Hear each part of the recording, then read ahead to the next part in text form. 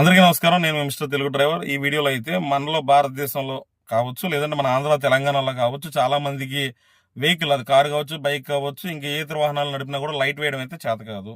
అది మాత్రం వాస్తవం. అది నేనైతే మీకు వేసి ఇలాగా అని చెప్పి నేను చూపిస్తాను ఏంటి అనేది. ఇప్పుడు నేను కార్లో చూపిస్తున్నాను. ఇండికేటర్ లైట్ ఆన్ చేస్తే ఈ రకంగా వస్తుంది. ఈ రకంగా వచ్చినప్పుడు లైట్ అనేది రోడ్డు మీద పడుతుంది, ఎదుటి వారి కళ్ళ మీద పడదు. అదే ఈ సింబల్ వచ్చినప్పుడు అది బ్రైట్ మాట, ఎక్కువ కాంతితో ఎదుటి వాళ్ళ కళ్ళ మీద పడుతుంది. దానివల్ల అవతల వాళ్ళు చాలా ఇబ్బంది పడతారు.